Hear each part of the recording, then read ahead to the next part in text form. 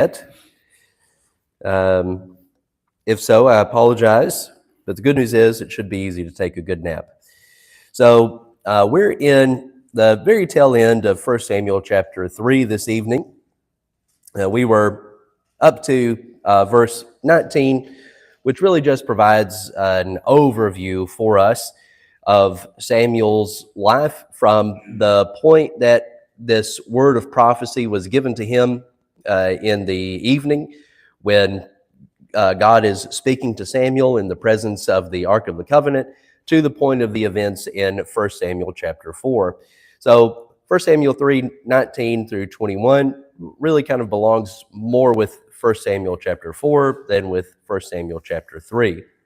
But we read, Samuel grew, the Lord was with him, and he fulfilled everything Samuel prophesied. Now, there are two particular wordings to note here. One, it says that the Lord was with him, which is an expression that is commonly used of the judges, that the judges rose to prominence because the Lord was with him, or the Spirit of the Lord was with him, which is used somewhat interchangeably.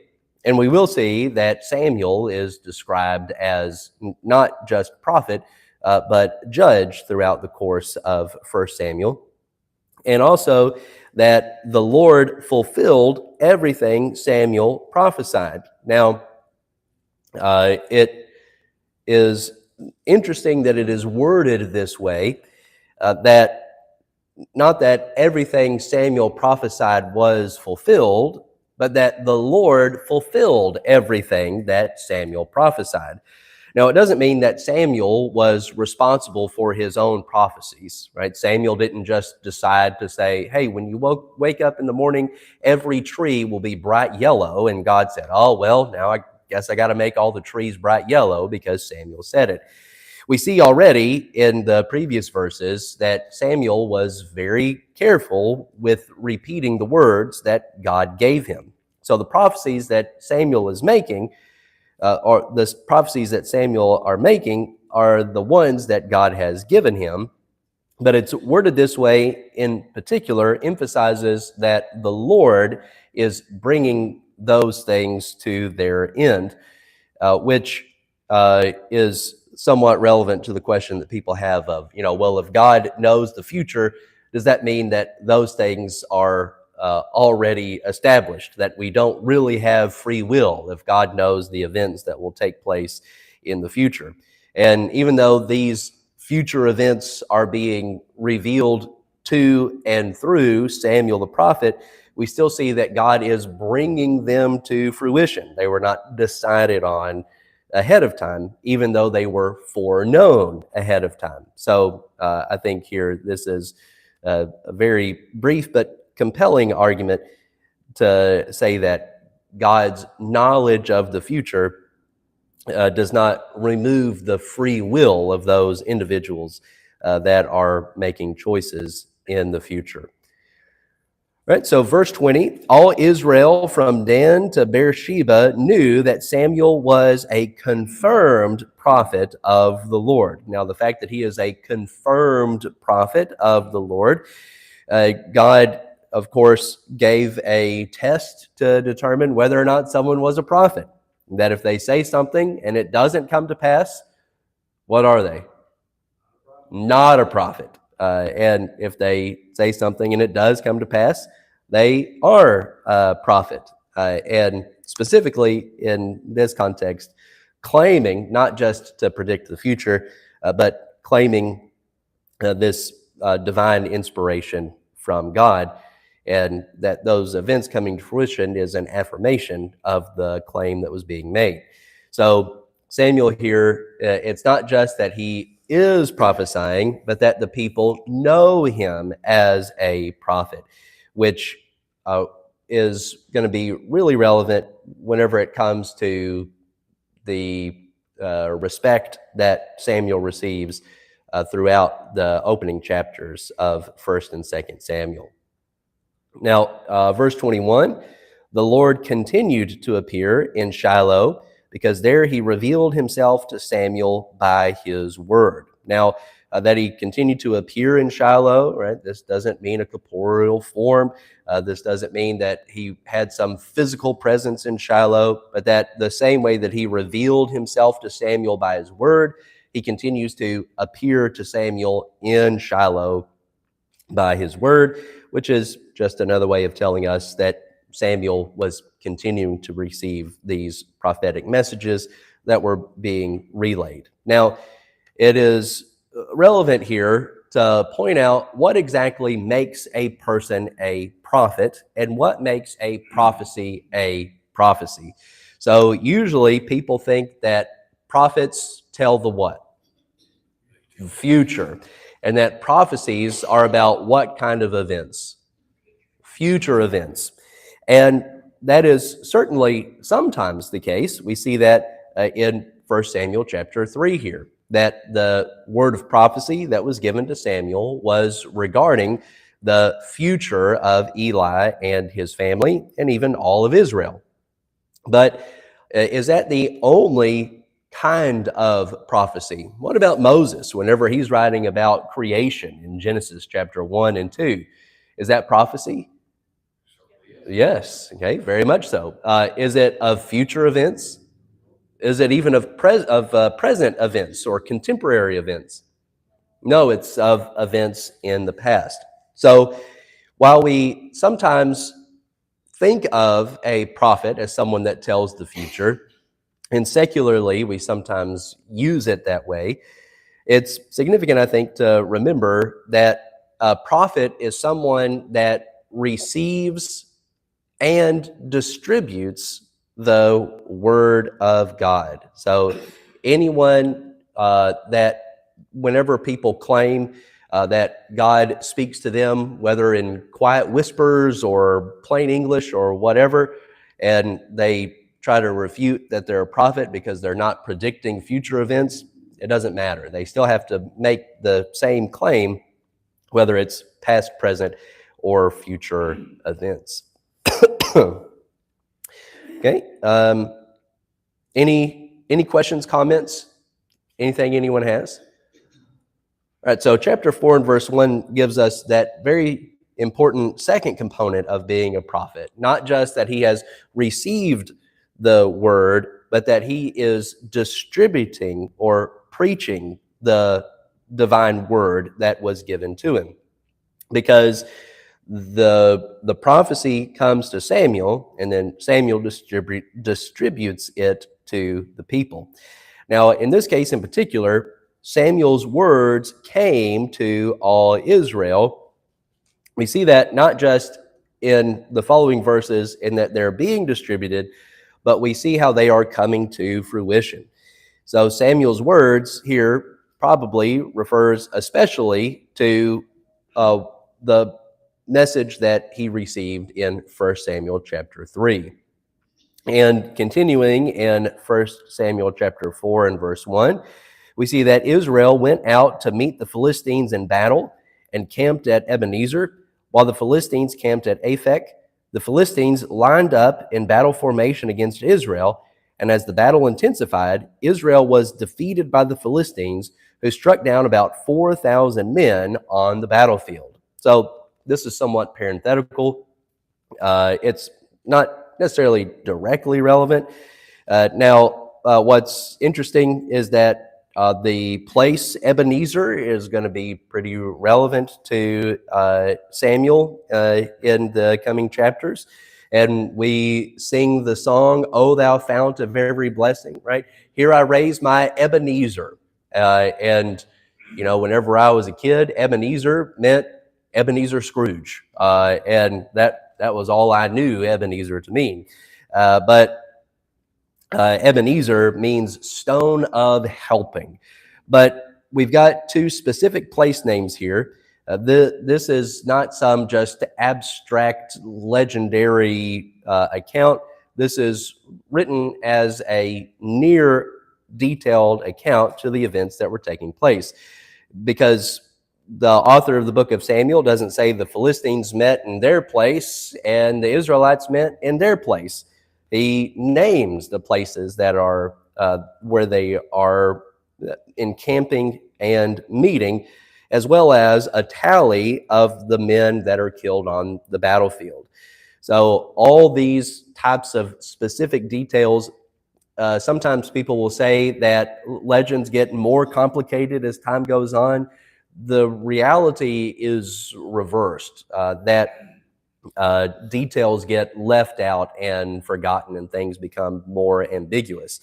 So this has all the earmarks of a historical account rather than a legendary account, which is significant in purpose. Okay? Any questions, comments? Anything anyone has? All right. So continuing in 1 Samuel chapter 4 and verse 3. Now, this is where we really get into some of the meat of the issue here. When the troops returned to the camp, the elders of Israel asked, "Why did the Lord defeat us today before the Philistines? Let's bring the ark of the Lord's covenant from Shiloh. Then it will go with us and save us from our enemies." So let's pause there. Turn over to the book of Joshua, chapter 6. Joshua, chapter 6.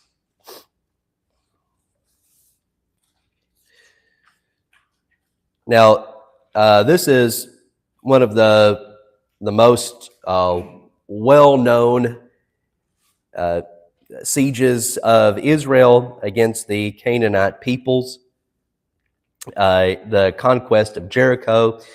It's famous, of course, because of Rahab, but it's also famous because what happened to those walls of Jericho? They fell flat, right? Took me right back to VBS, right? Those walls fell flat. But what preceded those walls falling? So Joshua is instructed by the Lord in chapter 6 and verse 2. "I have handed Jericho, its king, and its best soldiers over to you. March around the city with all the men of war, circling the city one time. Do this for 6 days. Have 7 priests carry 7 ram's horn trumpets in front of the ark. But on the 7th day, march around the city 7 times while the priests blow the ram's horns." Skipping down to verse 6. So Joshua, by the way, did you know Joshua is the only figure in the Bible to not have a father? It tells us right here, Joshua, son of Nun, summoned the priests and said to them, "Take up the ark of the covenant and have 7 priests carry 7 ram's horns in front of the ark of the Lord." So what was Israel instructed to do in the battle, if you want to call it that, against Jericho there in Joshua chapter 6? Carry the ark. Now, what happens if Joshua says, actually, forget that part. Leave the ark at home. It's too valuable. We don't want to risk it. Leave it back at camp, and we'll just take our soldiers and march around the city. What happens then? What happens to the walls of Jericho? Nothing, right? They stay in the exact place they are. So let's go back to 1 Samuel 4 then and see how this works out for Israel now. So the people sent men to Shiloh to bring back the ark of the covenant of the Lord of armies. Your translation may render the Lord of hosts, who is enthroned between the cherubim. Eli's 2 sons, Hophni and Phinehas, were there with the ark of the covenant of God. When the ark of the covenant of the Lord entered the camp, all the Israelites raised such a loud shout that the ground shook. The Philistines heard the sound of the war cry and asked, "What's this loud shout in the Hebrews' camp?" When the Philistines discovered that the ark of the Lord had entered the camp, they panicked. "A god has entered their camp," they said. "Woe to us! Nothing like this has happened to us before. Woe to us! Who will rescue us from these magnificent gods? These are the gods that slaughtered the Egyptians with all kinds of plagues in the wilderness. Show some courage and be men, Philistines. Otherwise, you'll serve the Hebrews just as they served you. Now be men and fight." So the Philistines fought, and Israel was defeated. Now, that's some subverted expectations, right? How does everything From verses 4 to 9, read. If you're reading this with fresh eyes for the first time, who do you think is going to win in verse 10? Israel. But they lose. And they not only lose, but verse 10, each man fled to his tent. The slaughter was severe. 30,000 of Israelite foot soldiers fell. The ark of God was captured. And Eli's two sons, Hophni and Phinehas, died. So they didn't just get beat. They were defeated before, and 4,000 men fell. Now more than 7 times as many men fall, and also the ark is captured. Why did this happen? In Joshua chapter 6, they carry the ark in front of them and they win. In 1 Samuel 4, they bring the Ark of the Covenant and they are thoroughly defeated.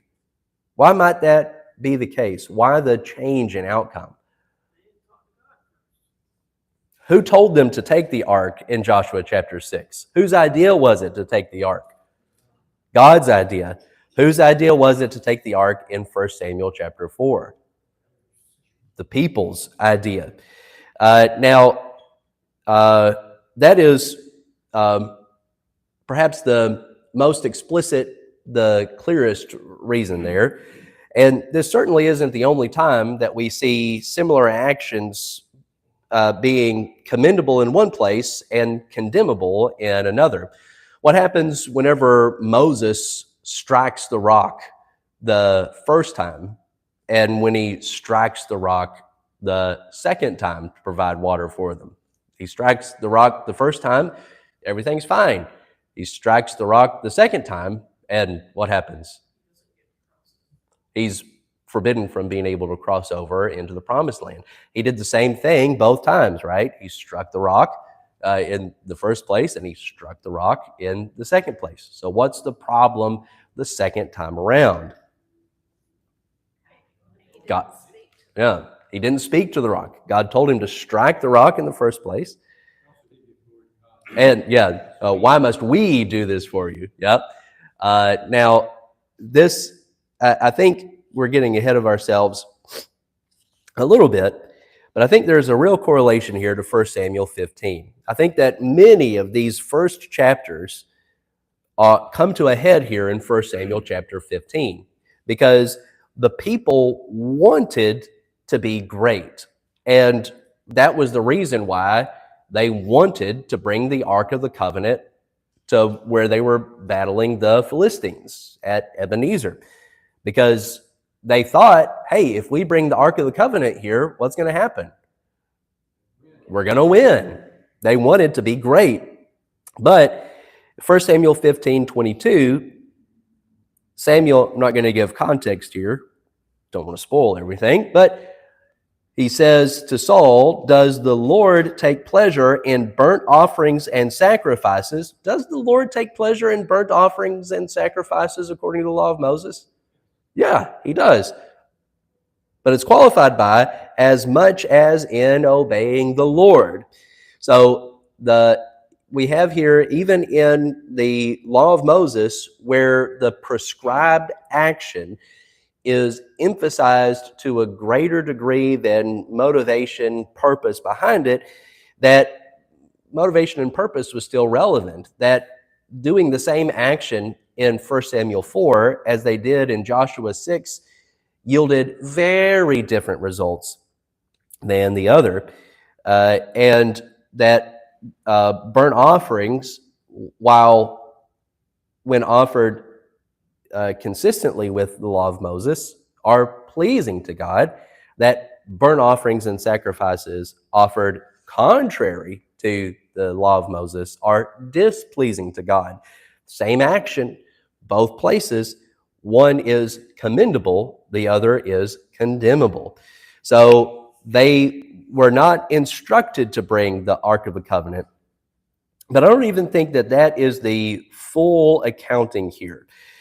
When we read, especially pay attention to their reasoning in verse 3.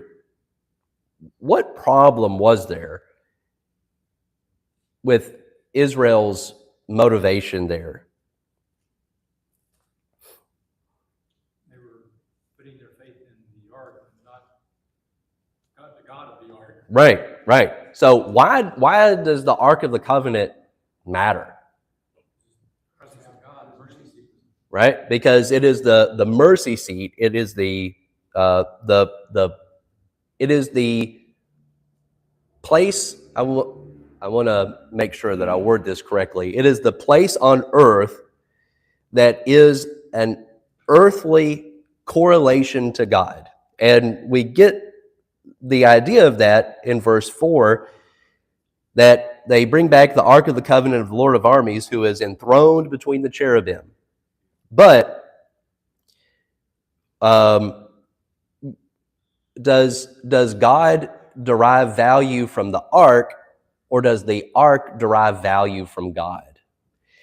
And the problem the Israelites had is they were placing an emphasis on the item, on the artifact.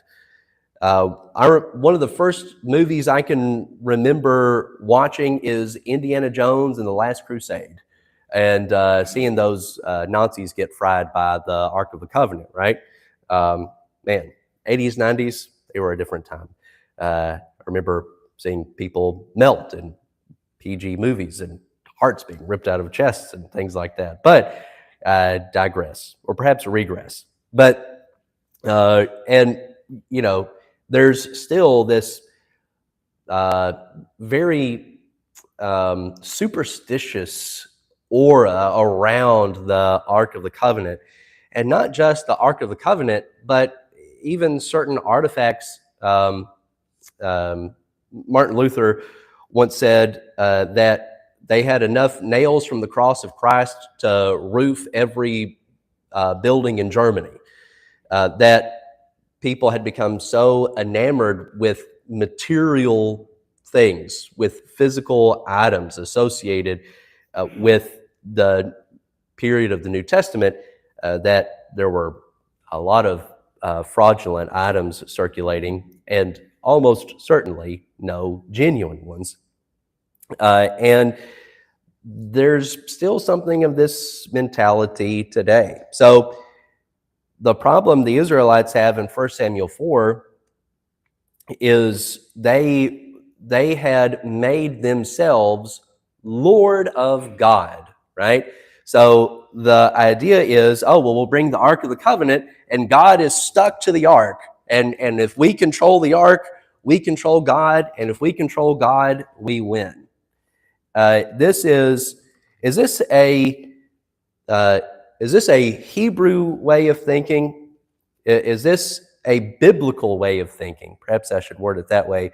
Or is this a pagan way of thinking? This is a very pagan way of thinking. And there's going to be a lot of notes of paganism that run throughout 1 Samuel as well. And go back either turning the page or in your mind to 1 Samuel chapter 3. Where was Samuel whenever God first speaks to him? He's in his bed, right? Where is his bed? Right? Where the Ark of God was located, right? So we already see, were they treating the Ark in accordance with the way that God had told them to treat the Ark? No, they were not. But they wanted to eat their cake and have it too. They didn't treat the Ark the way that they had been instructed to treat it, but they wanted to, at the same time, make it this talisman that would deliver victory to them just because of its presence.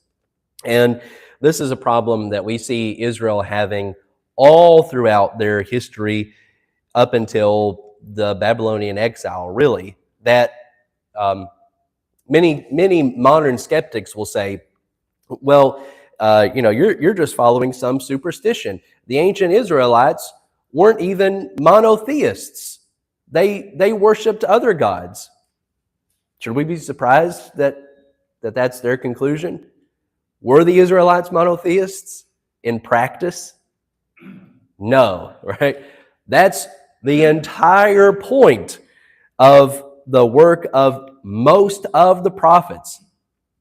That was the problem from the very foundation of Israel, is that whenever they're brought into the land of Canaan, that they did not fully drive out the nations that were there. And because they did not fully drive them out, those people and their gods would continue to hamper them. So the Bible tells us repeatedly that the Israelites were not monotheists, even though they were supposed to be. So even though we don't, and I think there's something to be said here for the fact that they had made a false deity of something with legitimate origins, right? And this, of course, isn't the only time that this happens. See, the bronze serpent raised up in the wilderness, that they put more value into the material thing rather than in God, who gives meaning to that thing. Now, that point aside, we do see what the purpose and function of things like the plagues in Egypt was. How did the Philistines respond whenever they discern that the gods of the Hebrews are among them? Why are they afraid? Because they heard what happened in Egypt. And now we also see here what I've touched on several times before, what the mentality of ancient warfare is, that it's God versus God.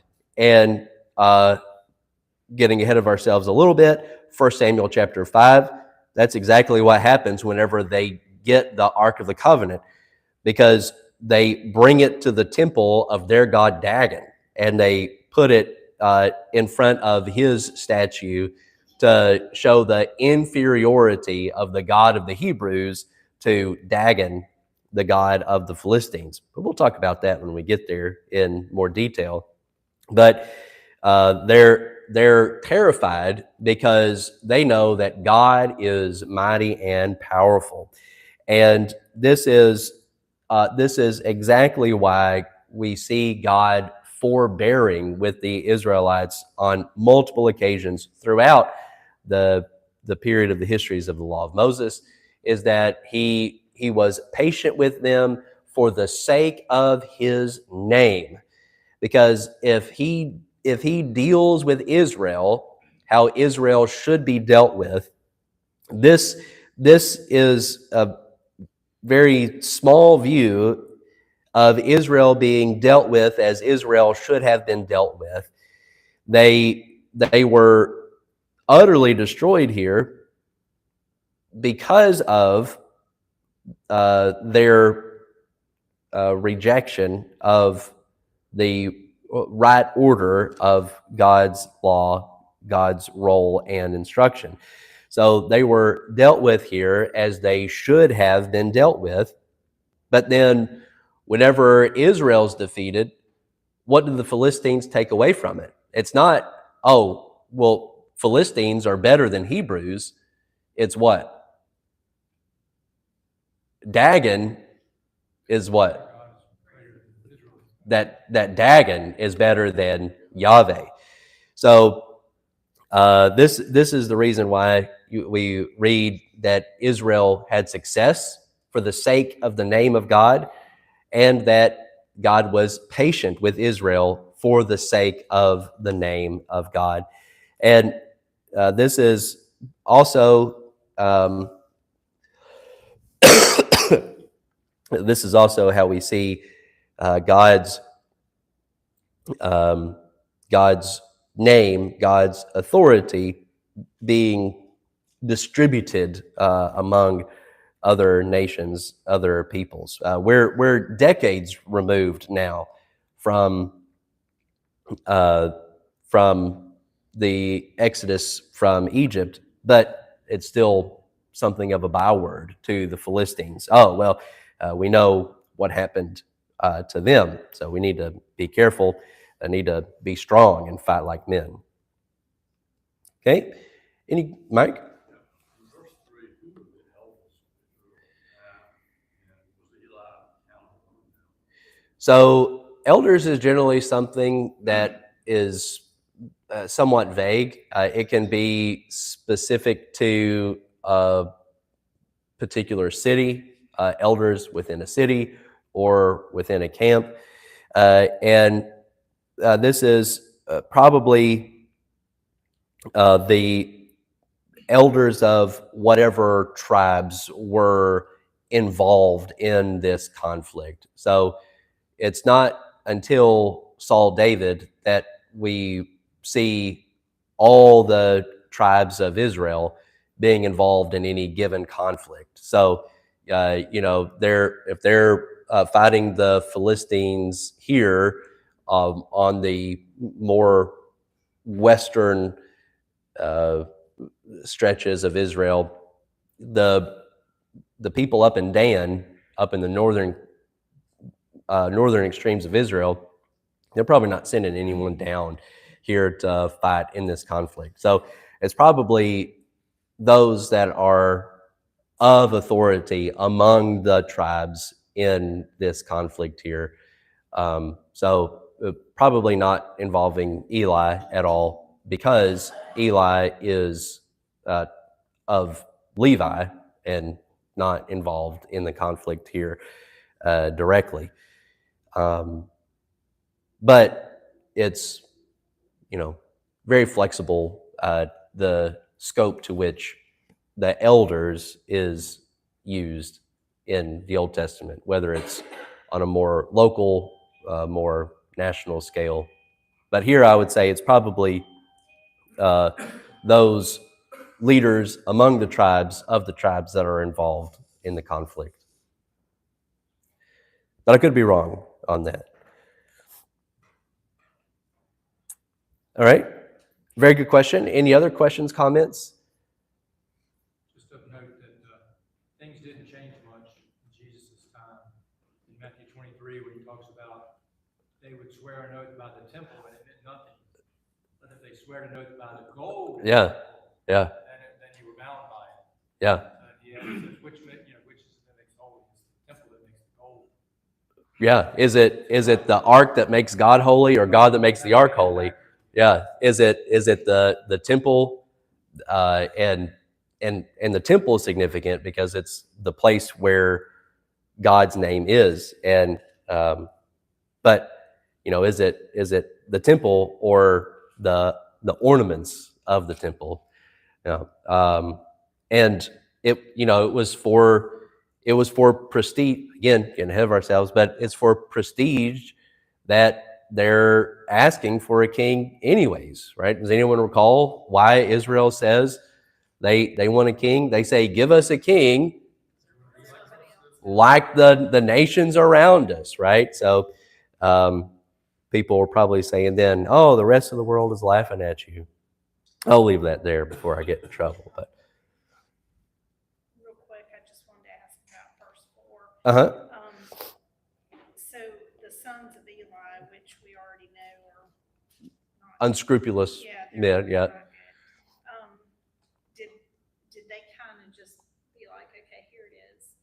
I mean, the way it's written, kind of sounds like they may have given it up to them or whatever. Well, I don't know, and I meant to make mention of that whenever Mike had asked about Eli's role, because whenever the deaths of his sons are reported to Eli, a Benjamite, verse 12, a Benjamite runs from Shiloh and he goes to Eli. Eli's sitting in his chair, and it says that he was waiting because he was anxious about the ark of God, and that the man tells him that his sons have died and that the ark of God was taken.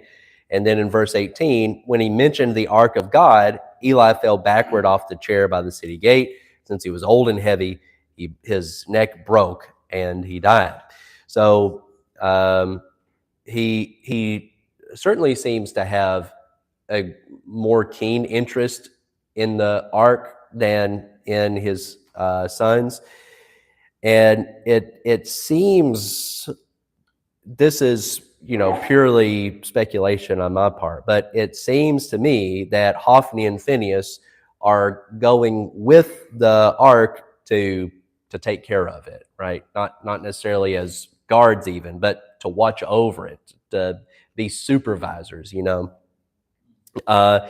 Now, Eli, he is anxious over it. He's sitting on the road waiting because he wants to know what happens to it.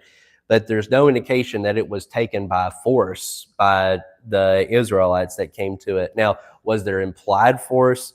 Were they compliant because of the overwhelming presence of the combatants there? There were 4,000 that had already died, and 30,000 more that died. So this is an impressive armed force.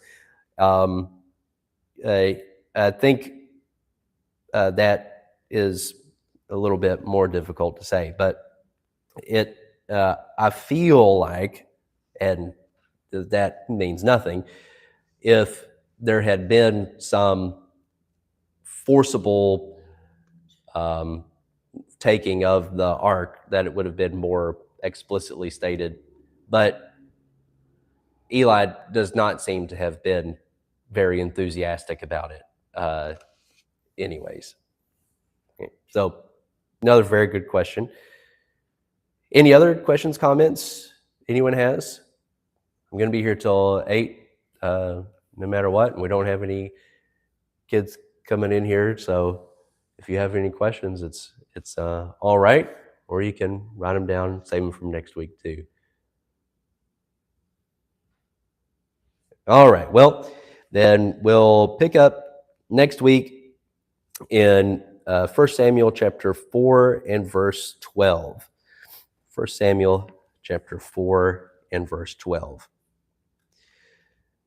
What was the invitation song? Number 107 will be the invitation song. Number 107. There's one thing about being less than 100%, and it really teaches you to not take normal things for granted. Whenever whenever everything is going according to plan, normal sometimes starts to feel like mundane, starts to feel like routine. You can become complacent, take things for granted. But whenever you're not 100%, you begin to realize, you know what? Being able to use my nostrils again sure would be very nice. Being able to sleep uninterrupted all through the night is something I would be very appreciative for. We've had so much ease and wealth, generally speaking, in our society in 21st century America within our lifetimes, that we can very easily begin to take that prosperity for granted. And I think that that's one reason why what is such a tremendous threat for churches in the United States is to become like Laodicea, to be the lukewarm church, because it's easy, it's routine. There are a lot of people that get burnt out on church, but they keep going to church over and over again because it's the routine that they've practiced, but not because there's any real or genuine intent to it anymore. It's just become another part of the mundane. I think it's for this reason that James says in James 1:2, "Consider it a great joy, my brethren, whenever you experience various trials, because you know that the testing of your faith produces endurance. And let endurance have its full effect, so that you may be mature and complete, lacking in nothing." There are so many ways in which we are never, or to a very small degree, tested. I remember having a Russian missionary, and I was maybe 8, 9 years old at the time. So, 96, 97. I had no idea who Gorbachev or what his wall was, or what relevance to any of that was at the time. And it's only as I've grown that I realize how impactful it is that there's this Russian missionary in the mid 90s that's coming and talking to us. And he even then told us about how they would wear 9 layers of clothes to go to church because they didn't have heating in the building where they were meeting, and they dressed in many layers of clothes just to be able to hold on to enough body heat to assemble and worship. And he criticized every church in America that he went to because the people in America don't sing. He said that whenever they were meeting under the Soviet Union and having to keep themselves secret from the government, he said that they would sing in a whisper, but that now they sing because they can.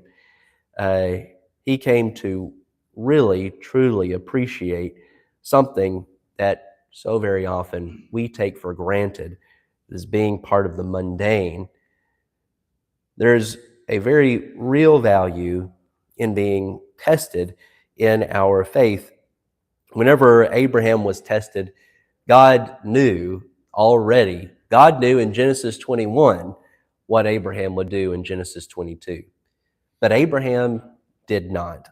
And in that experience, he proved something through opportunity to himself that he otherwise may have never known. We have experienced a lot of ease, but sometimes we shy away from the very small ways in which we are challenged because it's easier to stay in the mundane than to go out to risk mock, ridicule, to risk having people talk about us and those weird people that are overly zealous in their evangelistic efforts. We've let ourselves be conditioned of what we should not talk about, and when religion is not an appropriate topic, when it is the very most important of things that we can share with those while we have opportunity. Be willing to make yourself uncomfortable. Be willing to encounter various trials, knowing that the testing of your faith produces endurance. It could be, though, that you're here this evening and you realize that your faith has been tested and it did not yield endurance because you yielded to the pressures of the world, that you allowed yourself to become overwhelmed and caught up in the things of the world again, and you need to be restored to the body of Christ. Or you may never have put Christ on in baptism and desire now to be clothed in him, being buried with him in baptism, being immersed in water for the remission of your sins. If you have need of either of those things, or if you have any need of the Lord's church, if we can help you to carry testing of faith, one of those various trials that you are encountering right now, if you need our help in bearing that burden in whatever way we can, we desperately want to, for your sake, for the sake of the Lord's church, and to the glory of God. Please give us the opportunity to do that, making yourself known in whatever way is comfortable for you as we stand, as we sing.